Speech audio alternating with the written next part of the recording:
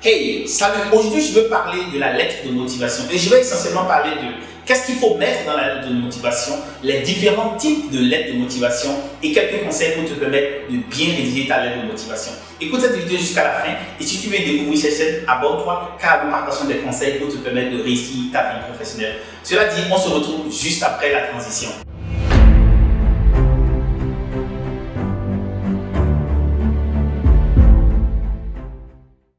Hey, salut! Si c'est la première fois que tu découvres cette chaîne, c'est la chaîne L'Impatient. Et ici, nous partageons des conseils pratiques pour te permettre de mieux réussir ta carrière professionnelle et surtout sur l'expatriation compétente. Également, nous discutons de questions de management pour te permettre d'être un bon cadre, d'être un bon professionnel. Et comme j'aime le dire souvent aux gens, the money is in the management. L'argent se trouve dans le management. Donc, nous allons aujourd'hui parler de la lettre de motivation. La première chose à savoir, c'est quel est l'objectif de la lettre de motivation. L'objectif de la lettre de motivation, c'est de répondre à la question de pourquoi est-ce que tu es le candidat idéal. La lettre de motivation complète le CV, mais n'est pas une version copie-collée du CV. Ceci est extrêmement important. Donc, ta lettre de motivation vient appuyer ou renforcer ce que le CV a déjà fait. Et dans le processus de recrutement, il est important de savoir que la lettre de motivation n'est pas systématiquement regardée au début du processus. Au début du processus de recrutement, on va regarder ton CV, ton curriculum vitae et c'est après les premiers tri qu'on va commencer à regarder comment la personne rédige. Et donc, qu'est-ce qui va se passer lors de cette analyse, de cette deuxième phase où on va commencer à regarder ta lettre de motivation? Le recruteur va chercher à voir si ta lettre de motivation lui permet de répondre à la question c'est le candidat ou la candidate idéale. Et à propos de cela, il va falloir que dans la lettre de motivation que tu puisses montrer tes objectifs, tes ambitions, les points forts et tes attentes éventuellement par rapport au poste. Il est essentiel également de pouvoir prouver au recruteur ce qui t'attire dans le poste et de penser à mettre en valeur le poste, de mettre vraiment en valeur l'importance de ce poste-là dans la structure ou dans l'organisation. C'est un peu comme si tu voudrais montrer au recruteur que ce poste que vous voulez recruter ou pour lequel vous voulez recruter est fondamental et je comprends comment est-ce que ce poste va régler des problèmes.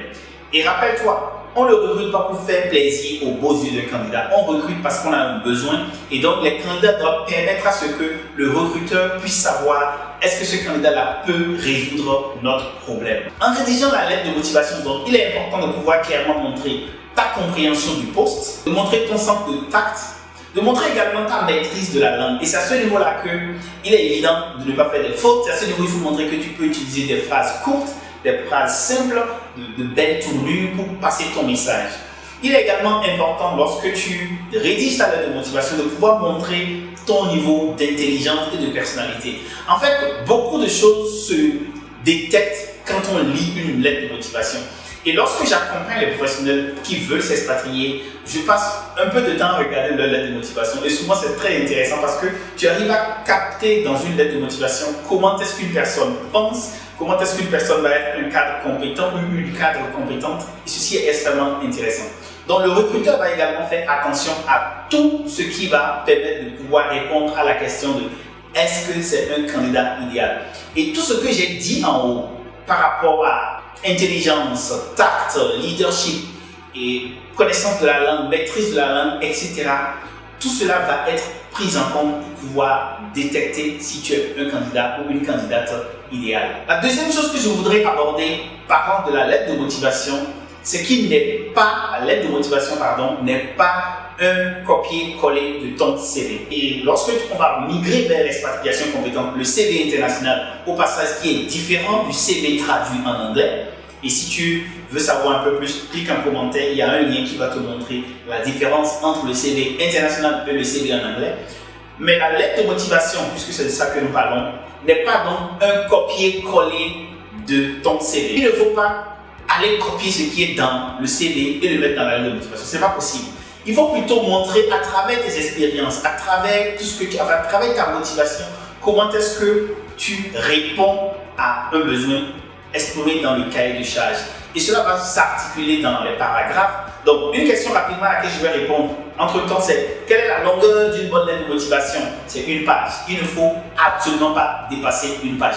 Quelle que soit ta volubilité ou ton envie de prouver que tu es la meilleure candidate ou le meilleur candidat, il faut absolument rester sur une page. Yes, one page, une seule page. Maintenant, quels sont les types de lettres de motivation?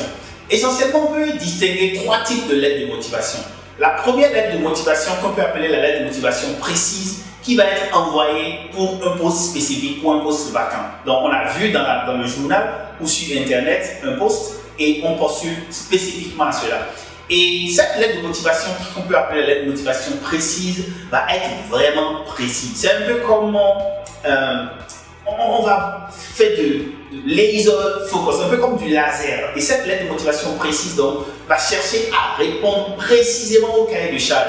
Elle va chercher à montrer que nous sommes capables de pouvoir répondre, de pouvoir exécuter le cahier de charge. Et donc pour mieux rédiger ce type de lettre de motivation, il faut passer beaucoup de temps à étudier le cahier de charge, à se poser des questions sur le cahier de charge, à chercher à voir comment est-ce qu'on peut prouver au recruteur que l'on peut répondre à ce qu'il cherche dans son cahier de charge.